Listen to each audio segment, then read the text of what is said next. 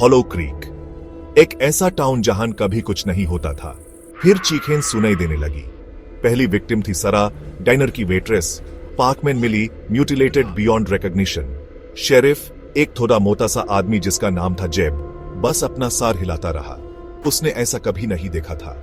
फिर आया बिली मैकेनिक। उसकी वर्कशॉप, जो अक्सर मेटल की आवाजों से भरी रहती थी, खामोश थी, सिर्फ मक्खियों के सिवा।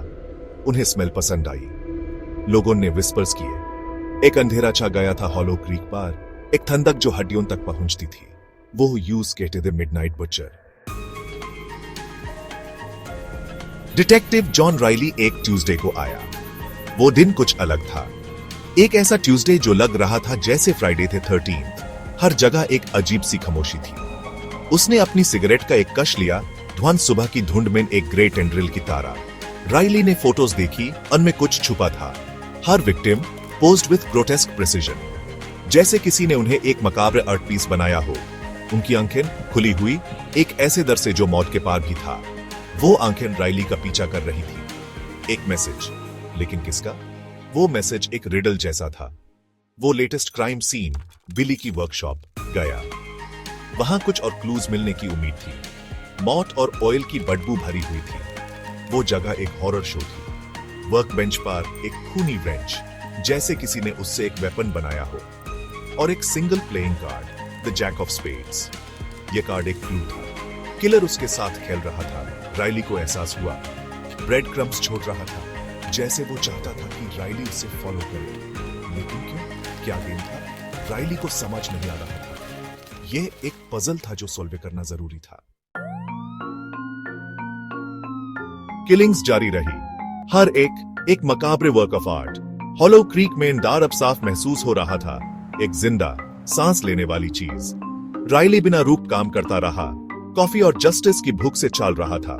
उसने केस फाइल्स पढ़े, क्राइम सीन फोटोज देखी। यूज एक ऑब्सेशन होने लगा, किलर की ऑब्सेशन का रिफ्लेक्शन। उसके पास एक थ्योरी थी, किलर सिर्फ एक साइकोपैथ नहीं था, वो किसी और गहरे चीज से ड्रिवन था, कुछ पर्सनल। लेकिन क्या? किलिंग्स बढ़ती गई। मिडनाइट बचर और भी बोल्डर होता गया, उसका काम और भी ब्राजील। वो राइली को टॉन्ट कर रहा था, यूज चैलेंज कर रहा था कि यूज पक दे। उसका नाम था पीटर। वो एक आम लड़का था, लेकिन उसकी कहानी कुछ अलग थी। वो एक चुपचाप लड़का था, विथड्रॉन। उसके चेहरे पर हमेशा एक उदासी सी छाई रहती थी। वो अपने कमरे में घंटों अकेले रहता था, ड्राइंग करता था, डार्क डिस्टर्बिंग इमेजेस। उसके स्केचेस उसके मान की अंधेरी दुनिया को दिखाते थे। उसका बाप एक बुच्चर था। रोजाना वो खून और मीट के बीच काम करता था।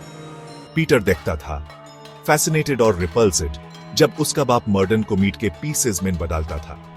उसके लिए यह सब एक अजीब सी दुनिया थी। खून, स्मेल और सबकी कोल्ड एफिशिएंसी, यह सब उसके दिमाग में बस गया था। उसकी मां एक रिलीजियस फैनेटिक, हर जगह बुरे देखती थी। उसके लिए दुनिया एक पाप का घर थी।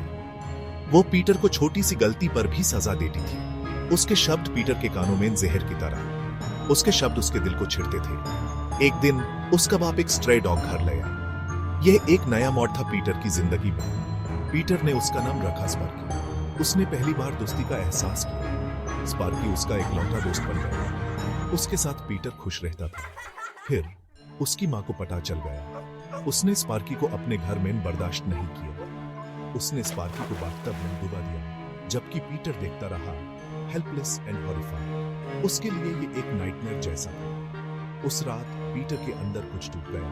उसका दिल और दिमाग दोनों ही बिखर गए। वो अब एक दरपुक छोटा लड़का था। वो कुछ डर और उसके अंदर एक मॉन्स्टर जन्म ले चुका था। आखिरी मुकाबला होना ही था। यह एक ऐसी रात थी जो हमेशा याद रहेगी। जगह टाउन के किनारे पर पुराना अबैंडोन्ड चर्च। बेट डिटेक्टिव राइली खुद। उस रात सब कुछ अलग था। हवा में इंसेंस और सदान की स्मेल भरी थी। वो स्मेल जो पुरानी यादों को ताजा कर रही थी। राइली ने ठंडक महसूस की, और वो रात की हवा की वजह से नहीं थी। यह ठंडक उसके दिल तक जा रही थी। उसने अपनी गन निकाली। मेटल उसकी हथेली पर ठंडा। उसका हाथ हल्का सा कांप रहा था। हेलो पीटर, राइली बोला। उसकी आवाज खाली जगह में गूंजी। उसकी आवाज में एक अजीब सी घबराहट थी। सया से एक फिगर निकला, पीटर। उसका चेहरा अंधेरे में दिखाई दिया। उसकी आंखें जो कभी दाढ़ से भारी थी अब कोल्ड और खाली थी। वो आंखें जो अब सिर्फ नफरत दिखाती थी। उसके हाथ में एक बुचर नाइफ, वो नाइफ जो खून से रंग चुका था। उसने मुझे करवाया, पीटर ने विस्पर्ड किया। उसकी आवाज खराबी, मेरी माँ।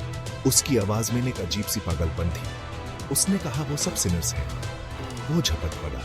उसकी तेजी ने राइली को हिला दिया। राइली ने गोली चला दी। उसके पास और कोई रास्ता नहीं था। गोली की आवाज खामोशी में गूंजी, एक आखिरी डेस्परेट प्ली फॉर पीस। वो आवाज जो सब कुछ बदल गई, लेकिन बहुत देर हो चुकी थी। अंधेरा जीत चुका था। उस रात ने सब कुछ बदल दिया।